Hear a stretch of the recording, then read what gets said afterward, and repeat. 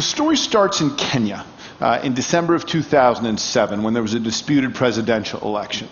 And in the immediate aftermath of that election, there was an outbreak of ethnic violence. And there was a lawyer in Nairobi, Oriakola, who some of you may know from her TED Talk, who began blogging about it on her site Kenyan Pundit. And shortly after the election and the outbreak of violence, the government suddenly imposed a significant media blackout. And so weblogs went from being commentary as part of the media landscape to being a critical part of the media landscape in trying to understand where the violence was. And Akola solicited from her commenters more information about what was going on, and the comments began pouring in, and Akola would collate them, she would post them, and she quickly said, it's too much.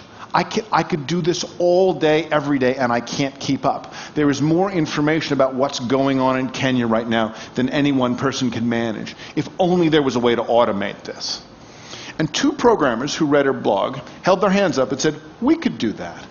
And in 72 hours, they launched Ushahidi.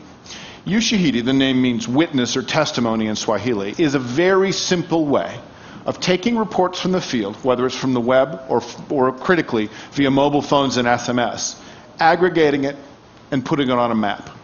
That's all it is, but that's all that's needed, because what it does is it takes the tacit information available to the whole population.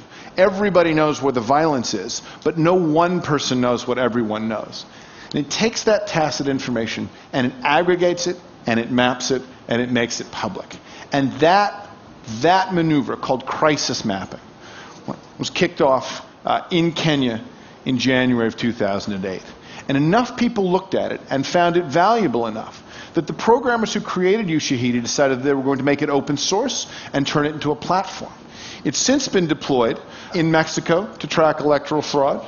It's been deployed in Washington, D.C. to track snow cleanup. And it's been used most famously in Haiti in the aftermath of the earthquake. And when you look at the map, now posted on the Ushahidi front page, you can see that the number of deployments in Ushahidi has gone worldwide. Right? This went from a single idea and a single implementation in East Africa in the beginning of 2008 to a global deployment in less than 3 years.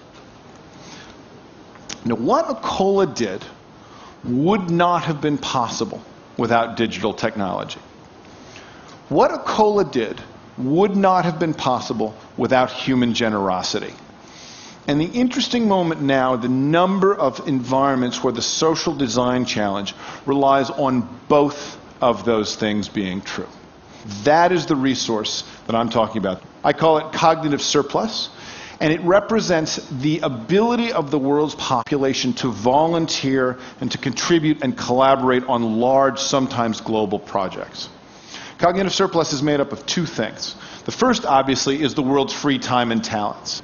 The world has over 1 trillion hours a year of free time to commit to shared projects.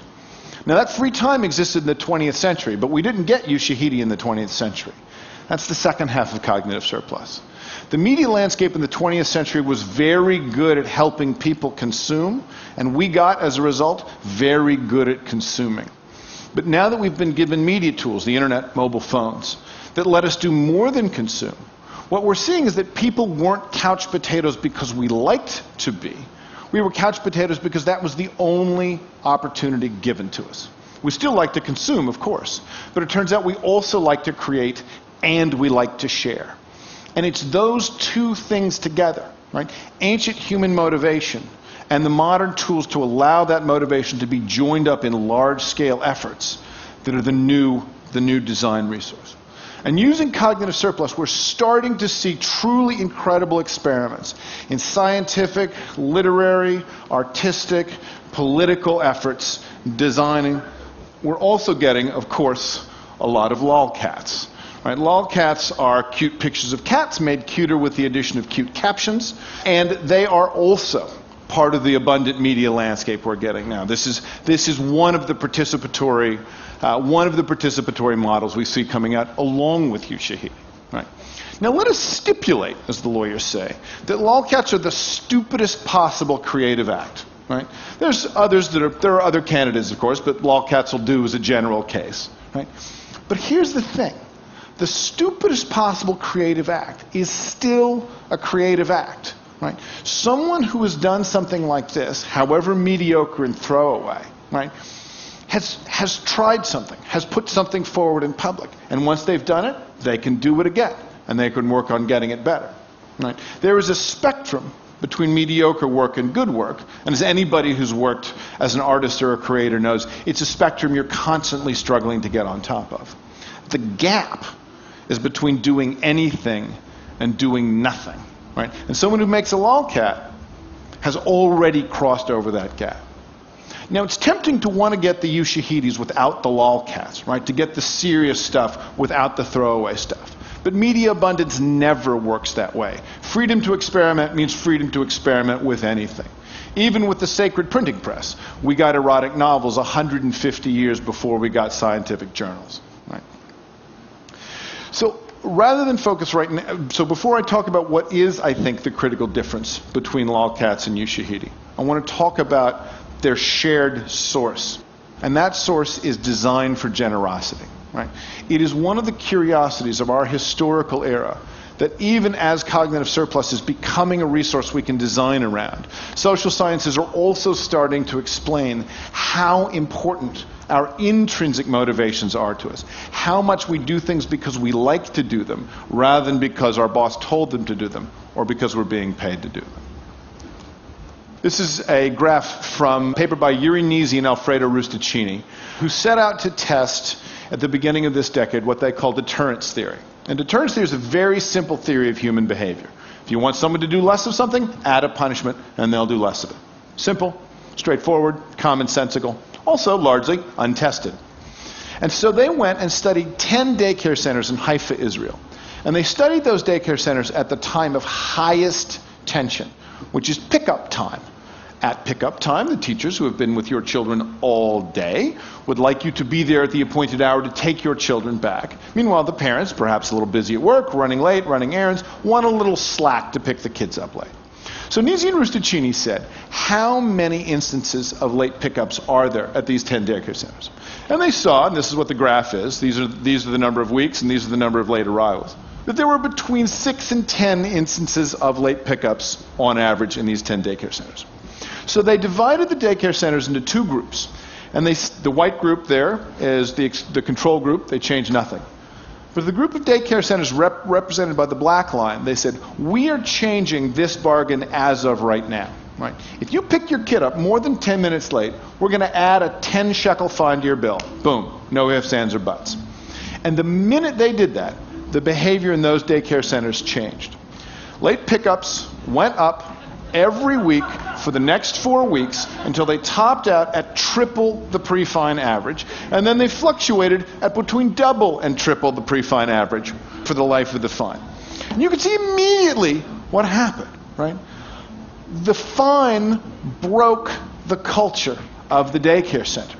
By adding a fine, what they did was communicate to the parents that their entire debt to the teachers had been discharged with the payment of 10 shekels, and that there was no residue of guilt or social concern that the parents owed the teachers. And so the parents quite sensibly said, 10 shekels to pick my kid up late. What could be bad? The explanation of human behavior that we inherited in the 20th century was that we are all rational, self-maximizing actors. And in that explanation, right, the daycare center that had no contract should have been operating without any constraints. But that's not right. They were operating with social constraints rather than contractual ones. And critically, the social constraints created a culture that was more generous than the contractual constraints did. So Nisi and Rustaccini run this experiment for 12 weeks, run the fine for 12 weeks. And then they say, okay, that's it, all done, fine. And then a really interesting thing happens. Nothing changes, right? The culture that got broken by the fine stayed broken when the fine was removed. Not only are economic motivations and intrinsic motivations incompatible, that incompatibility can persist over long periods. So the trick, right, in designing these kinds of situations is to understand where you're relying on the economic part of the bargain, as with the parents paying the teachers, and when you're relying on the social part of the bargain, when you're really designing for generosity. And this brings me back to the lolcats and to Ushahidi. This is, I think, the range that matters. Both of these rely on cognitive surplus. Both of these designed for the assumption that people like to create and we want to share. Here is the critical difference between these, right? Lolcats is communal value. It's value created by the participants for each other. Communal value on the networks we have, right, is everywhere. Every time you see a large aggregate of shared publicly available data, whether it's photos on Flickr or videos on YouTube or whatever. This is good. I like lolcats as much as the next guy, maybe a little more even. But this is also a largely solved problem. I have a hard time envisioning a future in which someone is saying, where, oh, where can I find a picture of a cute cat? Right? Ushahidi, by contrast, is civic value. It's value created by the participants but enjoyed by society as a whole. The goals set out by Ushahidi are not just to make life better for the participants, but to make life better for everyone in the society in which Ushahidi is operating. And that kind of civic value is not just a side effect of opening up to human motivation. It really is going to be a side effect of what we collectively make of these kinds of efforts. There are 1 trillion hours a year of participatory value up for grabs. That will be true year in and year out. The number of people who are going to be able to participate in these kinds of projects is going to grow. Right?